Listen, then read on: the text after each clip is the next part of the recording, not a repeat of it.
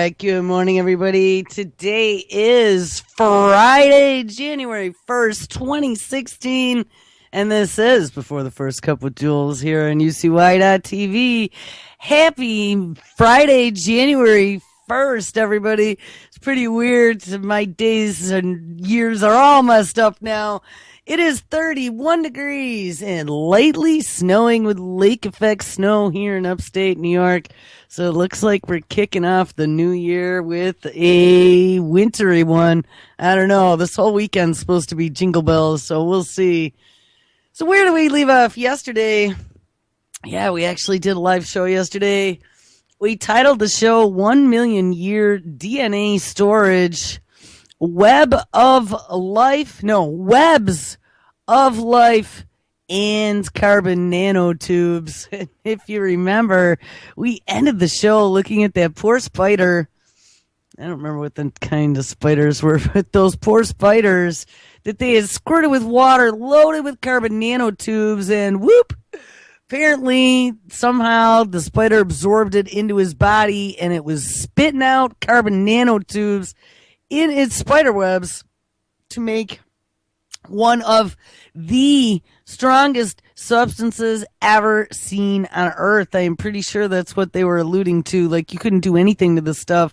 It's pretty scary. And as we pollute our environment more and more with this mad science gone mad, and we looked at a lot of that yesterday, really kind of started with the basics, the fungus on the floor of the forest and plants talking.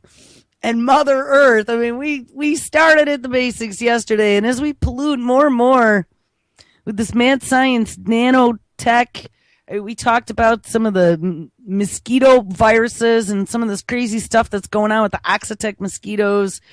They, of course, released some of the GMO Oxitec mosquitoes using that CRISPR-Cas9 technology to create them, and said that it was going to prevent dengue fever from getting a foothold, and they'd already released them in a few countries. And then they released them in Brazil, and not 6 months later, we have 2,700 cases of some new infection that just appeared for the first time, right around the same time those GMO mosquitoes appeared in Brazil.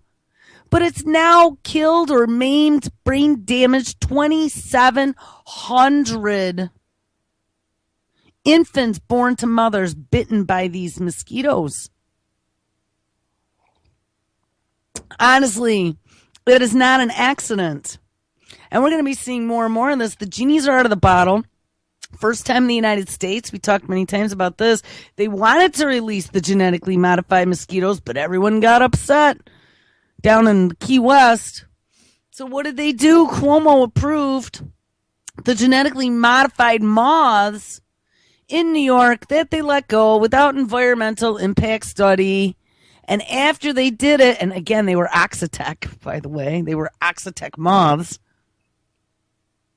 And then what happened was they went, oh, whoops, we didn't do an environmental impact study. And as a matter of fact, we let them go right near an organic farm. Oh, sorry about that.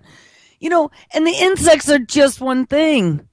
You know, when we start looking at nanotechnology, and I'm telling you, I run across so much now with some of this new stuff they're doing with self-replicating nanotech and some of the success that they're having.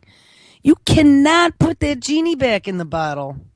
Those little walking nano walkers just don't want to go back. I'm going to tell you, you know what I did last night? I stayed here all by myself, and I watched the ball drop. And I got to say, for as much as everyone can't stand Anderson Cooper with that Kathy, I don't remember what her name is, but the comedian that he does the ball drop with every year. And I'm talking, I mean, I go back 20 plus years watching that crap, but that Kathy, I can't remember her name, the comedian, she is funnier than hell. And you know, I mean, you could tell the two of them are definitely friends, and they've been friends for a lot of years, but she goes out of her way to like embarrass the hell out of him by just saying stuff that nobody else on the planet would get away saying to Anderson Cooper. So it was pretty funny. I sat here and chuckled a little bit and hit the mute a bunch of times. But when it was over, I decided to do something that I don't ever do, and that's scroll through the channels. and I found RoboCop just starting. I haven't seen that movie in a long time. So anyway, I watched RoboCop last night, and I got to tell you, talk about like precognition as for the way things are coming. And I mean, that guy, when he got blown up, and they put him in the, they were going to save him, so they put him in the RoboCop outfit. It's everything we've been saying. Like, they prey on the desperate and the dying, right? And they're telling the lady, well, we don't have much time. If you're going to do this, you'd be a perfect example, but we got to do it now. Pressure. And all he was some lungs and a trachea and a brain with lots of little implants in it that they were putting in. And I mean, we're not quite there yet, but we're pretty close to being there. We can 3D print all kinds of organs and transplant them into all kinds of creatures.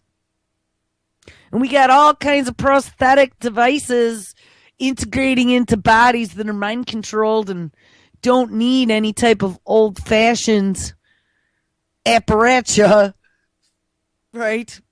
DARPA's got that all lock, stock, and barrel, and they're working with all the big universities. And of course, our fallen vets are probably some of the first victims. Law enforcement, I could absolutely see who could be next, but this is all about military. That's what the DARPA's about. The DARPA. That's what we should start calling it. The DARPA. But once this cat gets out of the bag, I mean, I was watching the streets, and they had some of those Mech Warrior, and I mean, what a great game that was back in the day, but I most certainly don't want to see Mech Warriors marching down my street. And what was so great too is they kept saying it's all for your safety. It's exactly what it's for. It's for your safety. Wink. They had Atlas robots in there. If you haven't seen the movie in a long time, I think you better.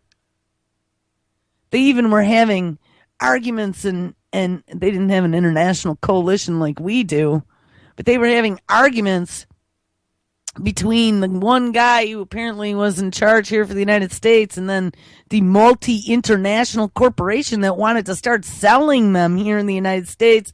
And they were fighting for the fact that it wasn't ethical to have machines killing humans without emotion. That if they killed a baby accidentally, like we have cops doing now, like throwing flash grenades into a crib when it was the wrong household. Actually, I think they were executing a warrant with that one. But regardless, you don't throw a flash grenade into a crib. They're like, oh, we didn't know the kid was there. But you know what? That's going to scar you for life. And so their argument was, you have these robotic law enforcers who feel nothing, who have absolutely no remorse or regret or empathy. You couldn't have them killing humans. And to this very day, we're having that same argument, except it's on a very large international scale. They were showing, of course, how it was being used in the Middle East. They're like, look, it's keeping all these Middle Eastern families safe as we have mech warriors patrolling the streets, and we should have those in the USA. It's getting pretty close there. It's where they're trying out all this new robotics technology. But the sad fact of the matter is, I think in this latest, it's like November, maybe September, October. I think it was November. I don't know. Time goes by so fast. But they just had another. We covered it a couple weeks back. They just had another international conference on whether or not we are to ban all unmanned killer robots. And I know it sounds like a joke, but it's not. I mean, a killer robot could be anything from an unmanned aerial vehicle with, I don't know, what would you put on them? A manned aerial vehicle with missiles on it. I mean, they could have that. Raptors, lock on target.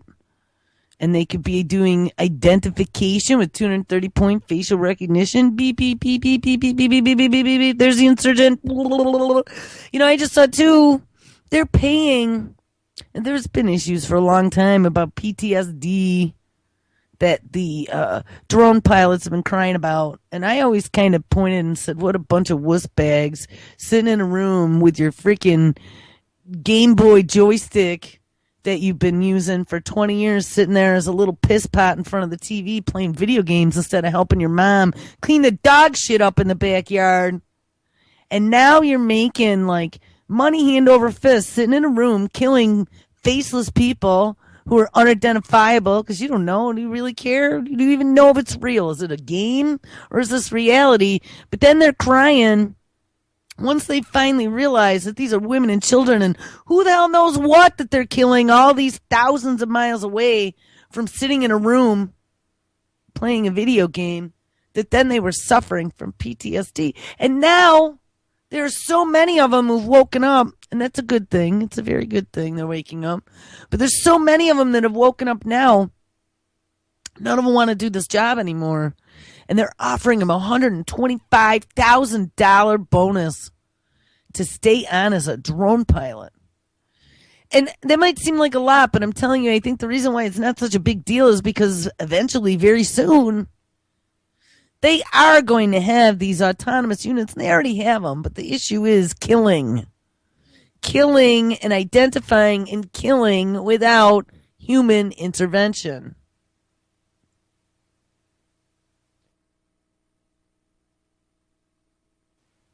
So I don't know. That was a ramble and a half. So I don't know where else I want to leave it. I don't think I'm going to talk too much about that. Maybe. Let's weave this story. So talking about the military and unmanned killing machines and robots. We talked a lot about Google, DARPA, NASA. That was 2 days ago. We did the Google, DARPA, NASA connection. Kind of tied in some of Verizon and Amazon all as part of this air traffic control plan that's going into place for the drones across the United States. Google with their Google Loon. We're going to dig into that. Zori actually is digging into some of the frequency stuff as well. She dropped me a bunch of links that I got to watch some videos. And I found some, which I had a mass crash last night, but I'm sure I could, I put it in the notes of the show yesterday. That doctor she was talking about that was doing all the research with frequencies and mind control. Hold on. I was trying to connect to my other computer, and it looks like a call just tried to ring in here, but it didn't because it's not forwarded. All right, anyway, so here's something interesting that I found. So all this collusion between military and corporate world and death machines. It always sounds like a good combination to me. Well, we have good old Big Dog. Yeehaw! It says, yeehaw! Remember Big Dog? It was the pack animal robot that looked like a big trotting barrel on some horse legs. It was pretty loud and obnoxious, but they had three sizes. They had Big Dog, and then they had like the cheetah, and I think the cheetah's legs were a little bit different. And then they had the little one as well. But these things walked around. Like if you saw Google's headquarters, and there was a video in one of these very early acquisitions where Google had started buying, this is probably 2, maybe 3 years ago now, where they started buying all these military robotics companies. And I mean, really, after watching again RoboCop yesterday, I thought that was a great movie to kick off the new year with. I started thinking about Google. I was like, man, Google really is the company now, aren't they? Just the way that they are acquiring all this stuff and integrating themselves so beautifully into the framework of the federal and commercial governments. Commercial governments. There we go. It's a new term. The federal governments and the commercial entities. But anyway, here's some good news for 2016. This came out 2 days ago. DARPA's noisy robotic pack mule, and that is Big Dog, mothballed over fears it could spill the beans because it's loud. Now, you'd think they'd find a way with a little bit of WD-40, put it on some of those squeaky joints to quiet it down. And I am sure that, this Big Dog cost millions, if not billions of dollars in development. They've been testing it for the longest time.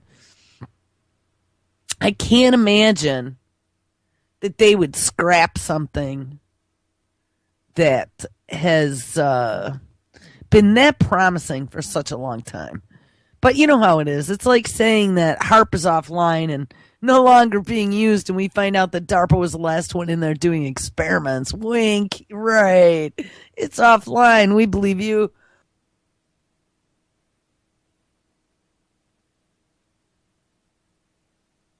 Sorry, guys. I'm still hacking up half a lung here.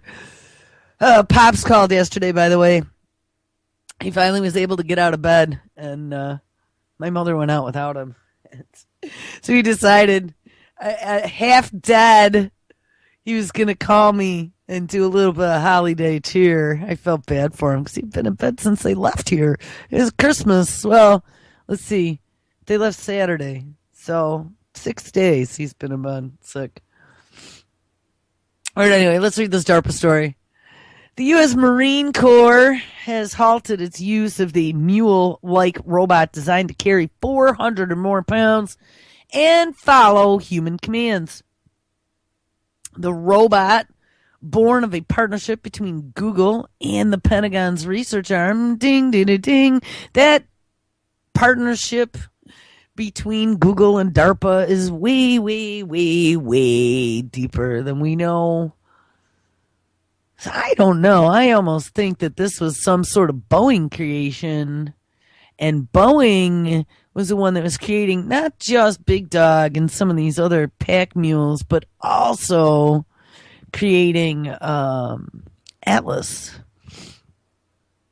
the big scary robot that walks around, the humanoid. And they bought them. It wasn't really a partnership. They bought them.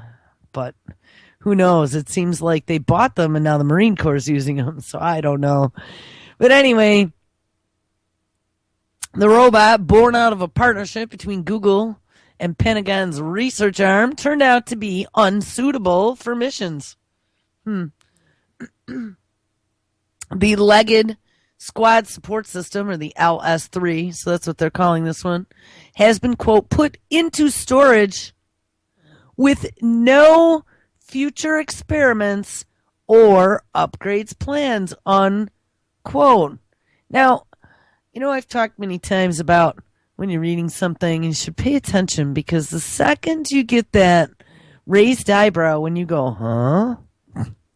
That's usually where something is hiding in plain sight. And I'm going to go, huh? To this, they're putting Big Dog, or LS3. I don't know, maybe they're the same, maybe they're not, but they're very similar. It's one of the horse pack mules. It looks like a horse when it trots, except it has no head. And it looks like a big round barrel with metal pokey legs sticking out of it.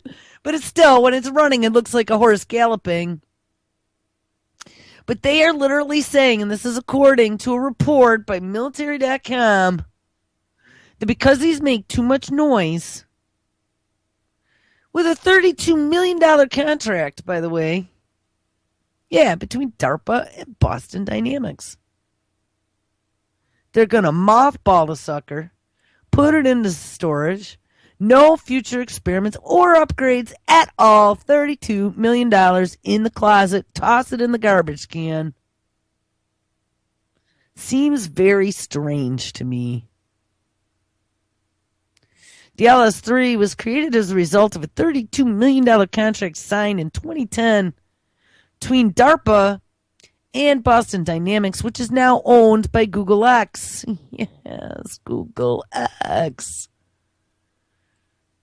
Good old Google X. And I think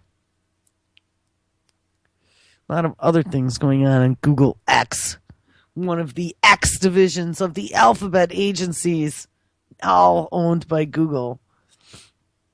In 2013, there also was a second contract worth an additional $10 million to develop LS-3's field capabilities.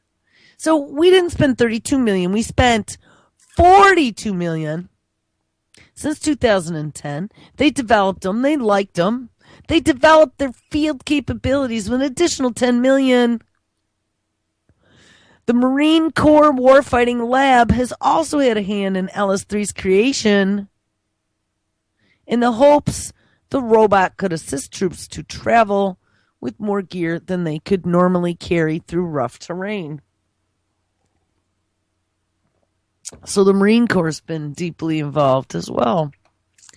However, in the end, Marines using the gas-powered LS-3 voiced a very practical complaint with respect to the highly complex robot. It was too noisy. As the Marines were using it, there was the challenge of seeing the potential possibility because of the limitations of the robot itself, says Kyle Olson, a spokesman for the Warfighting Lab, as he told military.com. They took it as it was, a loud robot that's going to give away their position, and I could actually see that. But again, would you take a $42 million investment and chuck it out a window because it was too loud versus trying to find a way to quiet everything down? I mean, sure, it's gas-powered and it's probably got a little zippy weed whacker engine in it. Bzzz, I know that little Cheetah one does. They fire that sucker up and it's just like a little, it's a little weedy whacker engine. And it runs, but it goes pretty fast too. I think that Cheetah went up to like, I don't know if it was 50-some miles an hour. It was pretty damn fast. The littler one. I don't know. These big ones can move, but I don't think they could go anywhere near as fast as a Cheetah. In addition, the LS-3 presented repair problems in the event of a breakdown, and there were questions as to, quote, how to integrate it into a traditional Marine patrol. Using funds from the second contract, DARPA and the Warfighting Lab addressed the noise concern, so they spent $10 million in trying to fix it, developing a smaller electro-powered robot named Spot. And yes, Spot was the smallest, newest one that I saw wandering around at Google. Pretty sure those were Google headquarters that we saw a tour of the one time in a video. And there was the big dog, there was medium dog, and then there was Spot, the third size, and they were all standing right in the lobby. Or maybe it was DARPA. I don't know. There was one interview that we watched. We heard. I watched it. You guys heard it. And when they went in, and you know what, I'm thinking it might be DARPA. When they went inside, here were the three robots standing in the lobby, and then one of them just like gets up and walks away on its own. I was like, oh, this is not a good thing. Autonomous robots. And they can identify you. They come to the door like watchdogs. Anyway, using funds from the second contracts, that's at $10 million. DARPA and the Warfighting Lab addressed the noise concerns, developing a smaller electric-powered robot named Spot. Yet, Spot could only carry about 40 pounds of gear versus the 400, and did not have the same autonomous capabilities as the LS-3. They say, I see Spot right now as more of a ground reconnaissance asset, says Captain James Pinheiro, leader of the Warfighting Lab's Ground Combat Element branch head. The problem is Spot, in its current configuration, doesn't have autonomy to do just that. It has the ability to walk in its environment, but it is completely controller driven. And with both robots on the shelf for now, only a new contract or renewed interest from top Marine officials will resurrect Big Dog, says military.com. The high point for the LS-3 came in July of 2014 when it was part of the Rim of the Pacific U.S. military drills in Hawaii. Google literally bought, I had always wondered this, if they actually bought them or if they just bought the robots. No, according to the story, Google literally bought Boston Dynamics in 2013. So they bought the whole Boston Dynamics is doing development for so many military projects for so long. So Google just used all their money to buy themselves inside the back door of DARPA is what happened. And in doing so, it acquired some of the world's most advanced robots, many of which were built with funding from the Department of Defense. Da, da, da. So there you go. I think I got a sneeze. Oh, don't go away, sneeze. Come back to me. All right, it's gone. So I don't know, guys. That's one of those things that makes me go, that's a lot of money to be tossing out a window, and something that they've been touting for a long time is going to be like, what does it matter if you're coming in to take over or you're doing patrols? What does it matter if you could hear these things if they had them armed? I have a feeling we're going to start seeing these on the streets in Afghanistan or Iraq at some point. Syria, they'll be marching down Syrian and Yemeni roads to keep the peace. But keep an eye out. The good news is apparently we're not spending any more money on it than we're aware of. But the bad news is, keep an eye on them. Keep your enemies safe. Don't keep your enemies safe. Keep your enemies closer so you can see what they're doing. Once they go underground, who the hell knows? All right, here's another one. Kind of along the lines of robots. This caught my attention. Remind me, you guys. Augmented reality will make us smarter. Yes, get your implants. Step right up. This is posted December 26, 2015. In TechCrunch. It says Moore's Law. We've talked about Moore's Law. Moore's Law is computers getting faster and faster and developing at an exponential rate because we're using technology to build the next generation. And each generation gets smarter and smarter. Moore's Law is about to pop up anytime you read an article about the future of technology. Moore's Law is common knowledge in tech. It deals with the exponential growth of the number of transistors on a circuit and the speed that information is processed. And that's the problem. I mean, you can keep going exponentially only to a point, but you reach your mechanical, electrical limitations for how many transistors you can put in a tiny, tiny space. And that's where quantum and all this other stuff comes in. But it deals with the exponential growth of the number of transistors on a circuit and the speed that information is processed. The author of the story argues that there's a new law that is just as important bubbling up to the forefront today, and that is the law of information accessibility. Augmented reality will bring this law right to your doorstep and very, very soon, and it'll be a game changer in the speed at which we get information. Now, remember we read yesterday or the day before about how 2015 has been branded as the year that we started thinking and preparing for the Internet of Things. And there's thousands of devices out there waiting in the wings to be released. The problem right now is that they don't have any across the market standards, but don't worry about that. They get that all worked out eventually. Get some international organization like NIST or some other IEEE body out there, and they'll set a standard, and everyone will follow it.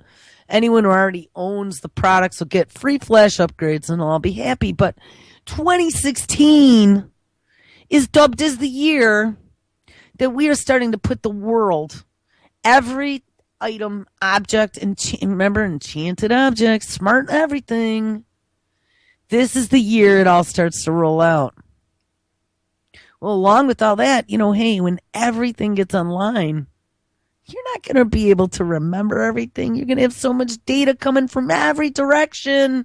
We're going to have some sort of artificial intelligence and, hey, augmented reality to help us keep track of it all. Back to the story. It says, we have all experienced the law of information accessibility for the last 30 years, but probably we didn't realize it. For me, again, the author of the story, it started in preschool at the library with the Dewey Decimal System. But in elementary school, we had desktop computers. Well, this person must be pretty young then, because we didn't have computers even when I was in college. We just had a computer lab there. We didn't have them in my high school, but wasn't that I came from some rinky-dink high school. It was still the 1980s.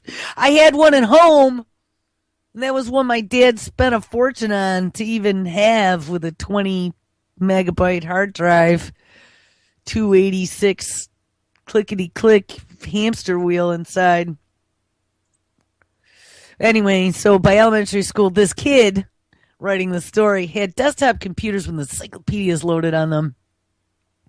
In middle school, laptops came into being, and their mobility meant our ability to obtain information just got quicker.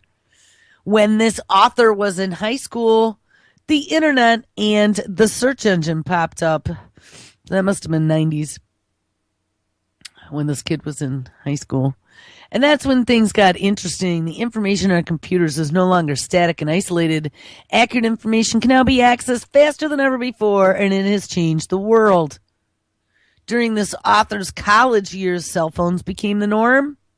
And today, we have all these smartphones, which have now, of course, made search engines even more accessible. Yes, and the smartphones have pretty much tethered us to the world of dopamine addiction of the internet. I see more and more of this dopamine addiction to things, and it spreads out beyond the internet. It spreads into addictions of other things. You know, when you can't get your fix, you need more and more and more. I think this is turning us, I think it's the internet, literally, with this need for instant gratification, that's turning us into the society of dopamine junkie psychopaths, to be honest. How many people have I met now who come off all nicey nice and like they're normal? And I'm going to tell you, they got a serious problem going on. Addicted to the internet. You know, when people are addicted to things, they do things that are underhanded. They do things to suck victims into their webs. I'm telling you, this is not a good thing. And we've sucked in an entire society now.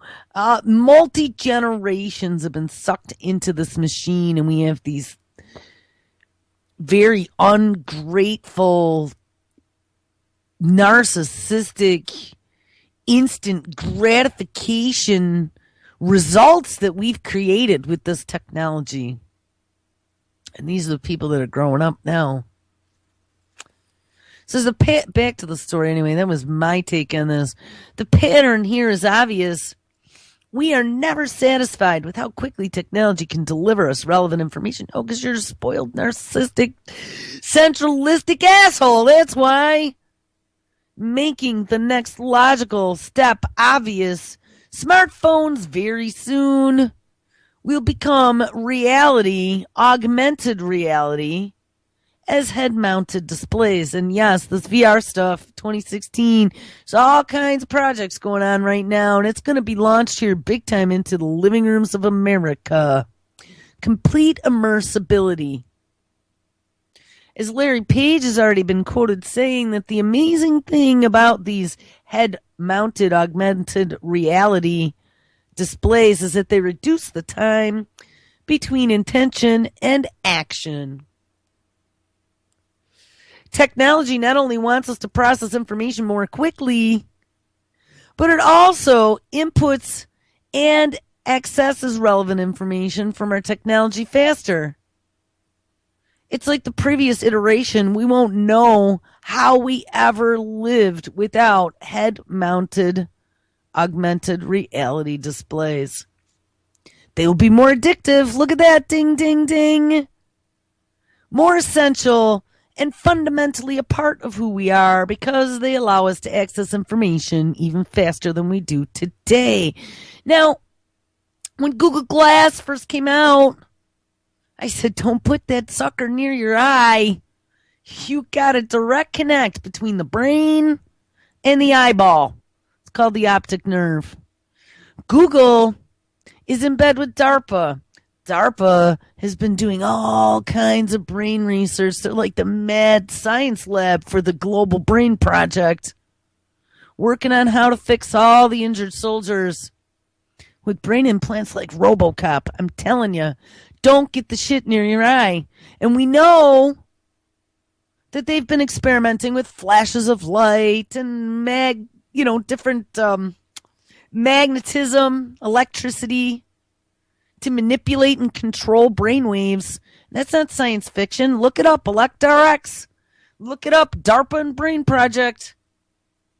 Been going on for a very long time. But now we have this augmented reality 3D VR goggles. And yeah, they've been out for a while. But they're about to launch mainstream, beyond the video game, to your cable system or whatever you got flowing in your house with the TV. They're going to suck the masses in with concerts and live sporting events where you can have a front seat ticket in your living room and even further blend the differentiation between what is real and what is fantasy, what you can touch and what is just a projection. We've been seeing this more and more. I always forget the name of that game, the shoot, rape, rob, kill, and steal that the kids are all playing. And I know I sound like such an old lady. The kids are all playing this game. But it's Grand Theft Auto. If you ever watch Grand Theft Auto and then go, shit, why do our kids have no respect for anybody and do all these horrible things, self-radicalized over the internet? I think it's not the internet. I think it's these freaking video games because they've already bled together reality and fantasy. They can't tell the difference. Their memories are gone because they've been sucked into the internet, so they don't have to remember anything anymore. They got the attention span of a goldfish. They do what they're told or what they're trained to do. Like shooting, raping, pillaging, stealing, and killing. Hey! That's a great thing to teach your kid. And that's what we've been doing. So now let's put them into these 3D goggles. Now, of course, it's great for business. I was just reading the story, and I think we touched on it last week about how this is going to revolutionize like architecture and engineering fields. Because you could have engineers, 3 different cities or more, 20 different cities, and everybody has their goggles on. They could have a 3D holographic representation of the blueprint of whatever project they're working on. And then all those engineers could be standing in their own respective rooms with 3D goggles on. So they're all virtually standing in the same room looking at this 3D virtual hologram of their blueprint of their project. And they can touch them. We have touchable holograms now, remember. They can talk. It's like full-blown immersive video conferencing, except you're literally sitting in a virtual room together, talking in each other's faces. I mean, if you can't see that there is a definite problem, this is going to be now the next step to what they called in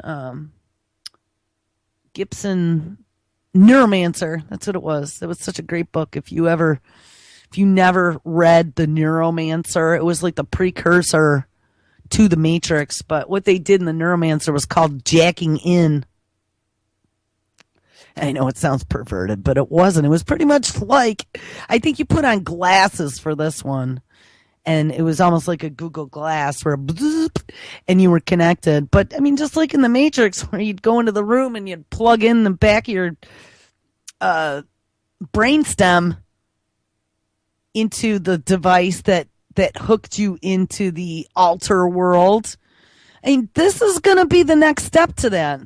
Put these goggles on, and remember, we've looked at stories already. TED conference, that was something that SLC Mike sent us. Augmented cognition, they're already talking about the brain implants. And you have crazy countries like China that aren't going to listen to any international suggestions about what's ethical and what's not. China's getting ready here to launch the biggest cloning factory ever in existence on the planet, and they're going to do cows and pigs and humans. If you have enough money, you can get yourself a custom kid. All right, let's go back to this. So anyway, this is this augmented reality head-mounted displays. The year is 2015. Technology not only wants, actually it's 2016, technology, January 1st, 2016, technology not only wants us to quickly process information, but it also wants us to input and access relevant information from our technology faster. And just like previous iterations, we won't know how we ever lived without augmented reality head-mounted displays in the future. They will be more addictive, more essential, and fundamentally a part of who we are, because they will allow us to access information even faster than we do today. The shape and form of our devices continues to morph, but what they are doing does not. Each iteration simply allows a little quicker retrieval of information than we wanted. And while it is not the final conclusion of this pattern, it is a massive bridge to our future. Ding, ding, ding, ding. If we take an even longer look back at this law, and this is this law of whatever they called it, I don't know, scroll way the hell back up here. The law of information accessibility. If we even take a longer look back at this law, it can be seen to have started much further in the past. These guys are saying 500 million years ago. In his book, The Blink of an Eye, zoologist Andrew Parker argues that the greatest inflection point of history in the evolution occurred during the Cambrian explosion of one new particular attribute, and that is the eye. The eye was a game changer because now the brain could access external information in real time. And our computers have had brains for decades. So with the rise of computer vision, and we talked about that, computer vision, computer smell, computer taste, they're all coming under the guise of quote-unquote biosensors, of course, to keep you safe or do diagnoses in a quick and easy fashion. And hey, we found out yesterday that Google has applied for a patent on their new drone fleet of medevac drones. Yes, medevac drones that'll be flying ambulances in the sky, able to take blood samples remotely and diagnose what ails you. Yes, that same medevac drone. It says the internet, AR, which, let's go back up and see what it is again. This is augmented reality. Oh, that's what it is. All right. So the internet, augmented reality, and computer vision are all part of the same pattern in that each are massive breakthroughs of increasingly efficient means of the speed at which organisms can summon, like enchanted objects, meaningful data about the world. Humans crave omnipotence. And you know, we've talked about that. We have talked about the lunacy going on right now where the mad scientists are trying to become gods. Omniscient, omnipotent, omnipresent, all-knowing, all-seeing, superhumans to be equated with gods. This is the science, the religion of science today. When accurate information can be accessed faster, productivity increases, and this is why we've been striving toward the holy grail to have our devices provide us with perfect contextual data in real time. Augmented reality can give us this, but only when used with what do they call them? The high definition AR goggles. For the first time in history, we are about to democratize knowledge. Well, yeah, democratize it in as far as the Google Truth algorithm will allow us to. They're going to begin filtering out things on the internet that they don't believe are true with their cross-checking mechanisms against Wikipedia, right? Anyway, back to the story. This is the last couple sentences. We are about to make the word expert disappear, and for the first time in history, information will be accessed so fast via discrete augmented reality high-definition displays that from an outsider's perspective, your actual knowledge base will become indistinguishable from the prosthetic knowledge you are demonstrating or communicating. So basically what they're saying is, with these new augmented reality goggles and being sucked into the machine, this will be the first time ever, if we're all in that machine, that we won't be able to tell if it's our own brains or if it's the machine that's doing the thinking for us, because every bit of information will be at our fingertips. It's the next step, people. We are being sucked right into the machine. They want it to become indispensable.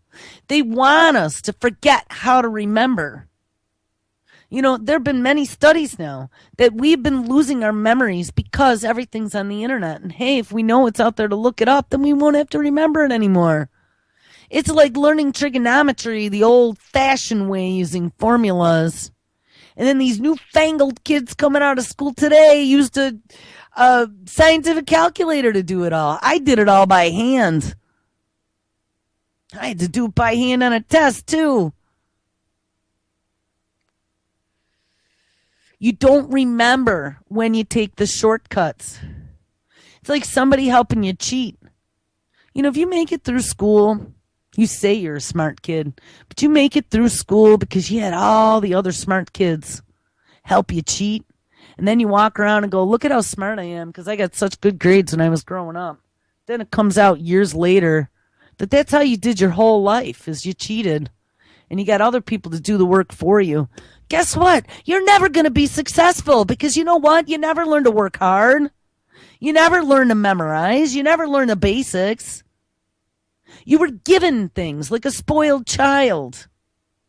And then you end up again being one of these narcissists who demands everything, baby Huey crying, demanding you give me things. You don't know how to take care of yourself. This is learned helplessness, and we are creating learned helplessness to the machine. Why would we do that? We literally, every day that this moves forward, we are literally giving up our autonomy. And we might complain all we want. Once we get sucked in, there's no getting out. Everything is so dependent on it already. But it's your brain, your memory, your motivation, soon to be your health care, everything is going to be sucked into this. You're going to need to interact with any business provider eventually, but soon to be your healthcare provider, by providing biometric information to make you a part of the system. You will not be able to participate in this new world of COP21 green Nazism, all about sustainability. Trying to take care of the planet, you must integrate. I'm running out of time, but I got a couple other stories here, so let's see. Where are we going to go? Well, let's look at this one. Machines that learn like people. This was from about a week ago, December 23rd. Object recognition systems are beginning to get pretty good. And in the case of Facebook's facial recognition algorithm, yes, it's frighteningly good. Oh, surprise. But object recognition systems are typically trained on millions of visual examples, which is a far cry from how humans learn. Show a human 2 or 3 pictures of an object, and he or she can usually identify new instances of the object. But 4 years ago, Tommaso Poggio's group at MIT's McGovern Institute for Brain Research, oh, there's another place, MIT and Brain Research in the same title, run away screaming, began developing a new computational model of a visual representation intended to reflect what the brain actually does. And in a forthcoming issue of the Journal of Theoretical Computer Science, the researchers proved that a machine learning system based on their model could indeed make highly reliable object discriminations on the basis of just a few examples. In both that paper and another that appeared in October in PLOS Computational Biology, they also show that aspects of their model accord well with empirical evidence about how the brain works. If I am given an image of your face from a certain distance, and then the next time I see you from a different distance, the image is quite different, and simple ways to match it don't work, says the Eugene McDermott professor in the Brain Sciences Lab at MIT's Department of Brain and Cognitive Sciences. In order to solve this, you either need a lot of examples. I need to see your face not only in one position, but in all possible positions, or you need an invariant representation of an object. An invariant representation of an object is one that is immune to differences in size, location, rotation within the lane, and computer vision researchers have proposed several techniques for invariant object representation. You know where this is going to come in handy is when they have facial recognition and flying drones. They want to be able to identify you from a half mile away, a quarter mile away, and then when they're right on top of you to go boop, boop, boop, boop, there's the insurgent, drop the payload.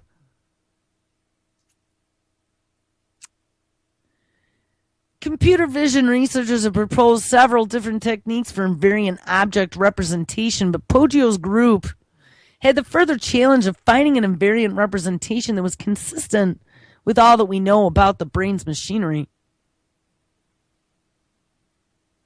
I don't know if I really want to get into all the technicals of this. It's too early, and it's New Year's morning. Blah, blah, blah. What's the end result? I don't know. Let's go to the bottom. The researchers' invariance hypotheses is a powerful approach to bridge the large gap between contemporary machine learning, with its emphasis on millions of labeled examples, and then the primate visual system that in many instances can learn from a single example. This sort of elegant mathematical framework will be necessary if we are to understand the existing natural intelligence systems on the road to building more powerful artificial systems. Well, that was kind of a wah.